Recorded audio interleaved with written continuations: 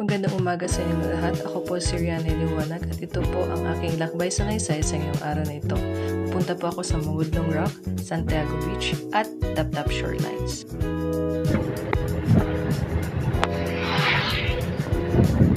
So ang una kong pinuntahan ay ang Mangudlong Rock dahil hindi na ako nakakapasyal dito at nakapunta.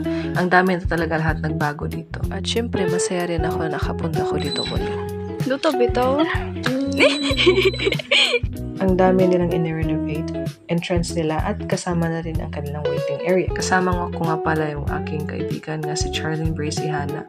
Plano kasi namin magpasyal yung araw ito na kaming dalawa lang. So kahit mainit, naglakad-lakad lang kami, nagpictures, nagtingin ng dagat at nagpahangin. Yan, so ang dami talaga nilang in-renovate dito. Ang ganda-ganda na. So hindi na din kami naligo dahil hindi masyadong malalim yung dagat at hindi din namin ma-enjoy.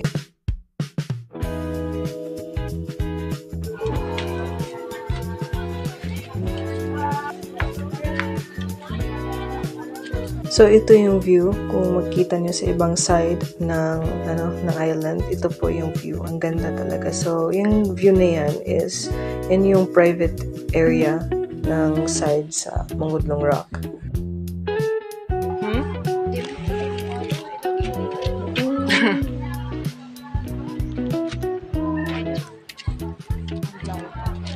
Ito daw.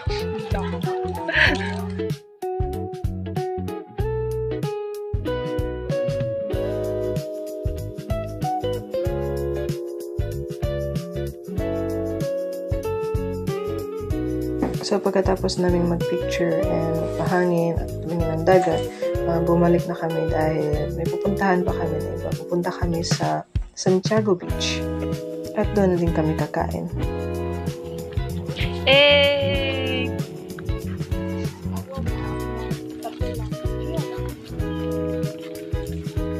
So nakarating na din kami ng Santiago Beach at low tide siya kaya hindi kami makakapagligo dito.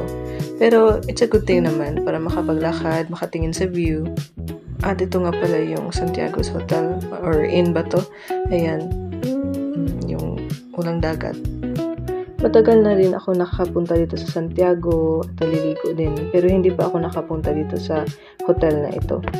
Kalaligo ko, nag-curious nga ako kung anong meron sa taas. Akala ko kung bahay lang, ganyan. But hindi ko nakalain na hotel pala to. Yan, so ito, first time ko ngayon na pupunta sa taas at magtingin ng view. Pero si Charlie naman, ay nakapunta na siya dito. So, siya mismo ang nag-tour sa akin. Medyo nakakaya nga kasi hindi ko alam kung may tao ba sa taas or wala or baka private siya, ganun. So, ito public pala, public place pala siya. Pwede nga pala siya pasyalan, ganyan. Kasi hotel, diba? So,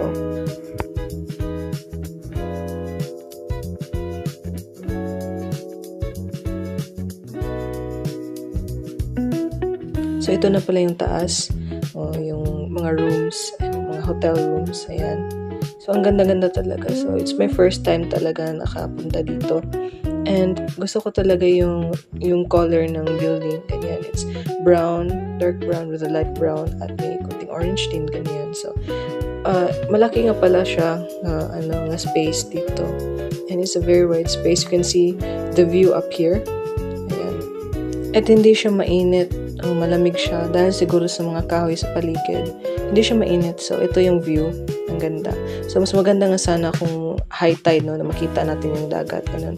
But okay lang naman. At ito, maganda siya yung view dito. Malamig, hindi siya mainit dahil sa mga kahoy, nakapalibot, ganyan. At malinis din siya. Yung fresh yung hangin dito. Ganyan. So, naglakad pa kami sa taas. Ayan. So, kung makikita niyo dyan sa taas niyan is may pool. Ang laki nga pool. Maganda masyado. Ayan. But, closed siya. Hindi pa siya open. Ito na nga pala yung view ng pool. Ang ganda masyado. At sa taas, kung makikita niyo, ay restaurant na yun siya. Wala masyadong madaming tao. Ayan. So, ayun. Pero nilibot pa talaga namin yung whole area ng hotel. Ganyan. So, umakyat kami dahil nagugutom kami. Dahil sa mainit na panahon, gusto sana namin mag-ice cream or mag-drinks, like smoothie, ganun. So,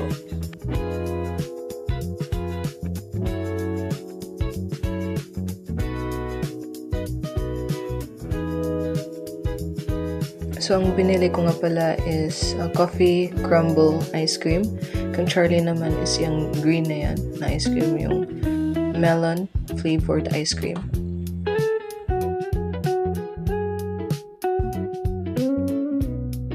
Pagkatapos namin bumili, binayaran namin. And we continued our tour sa hotel.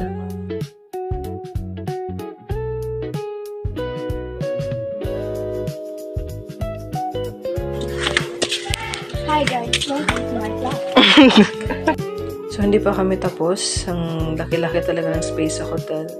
Ang laki ng... it's very wide talaga. Ayan. So, ayun, may hallway pa sila dito. Nagpicture din kami dito sa sign na I love Santiago Bay. Ayan. So, dito makikita mo talaga yung view, yung overall view ng beach.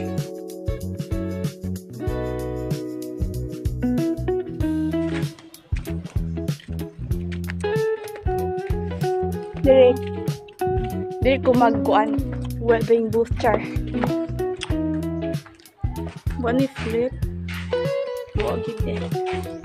So, dito, kala ko tapos na, hindi pa pala. Laki-laki talaga ng ng hotel. So, dito is yung mga apartments or mga bungalow ng hotel. So, madami siya. And maganda siya. Very cute yung form ng mga bungalows nila dito. So, yung ditong banda na yung malaking hall is entrance din pala yan. So, it's another way entrance. Yung kanina yung dinaanan namin is from Santiago Public Beach to here. So, dito yung harapan is yung entrance. So, sa dito na area, may pool din sila. So, I feel like yung kaninang pool na nakita natin is hindi siya malalim compare sa ganito nga pool. So, pagkatapos niyon, bumalik na kami sa aming dadaanan dahil tapos na, end na yun sa view or area ng hotel. So, itong banda na dito is parking area na to. Ayan, so.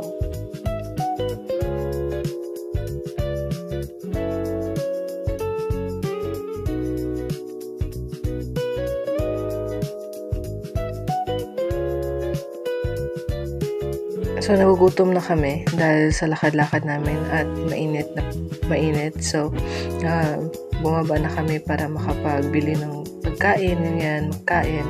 So, ayan.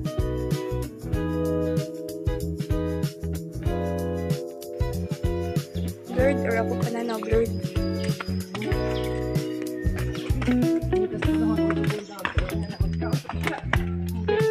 So, guys, mga on me.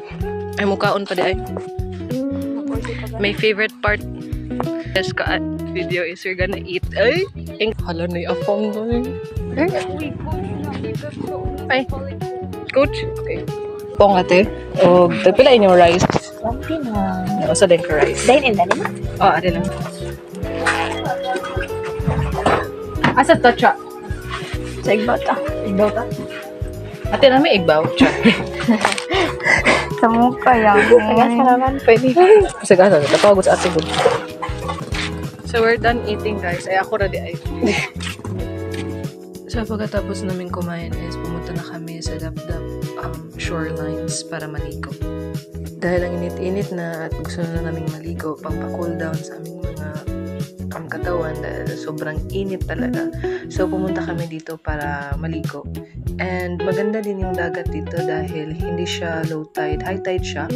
And, ayun, maganda mo siya din tubig at malamig. So, ayun, naligo na kami.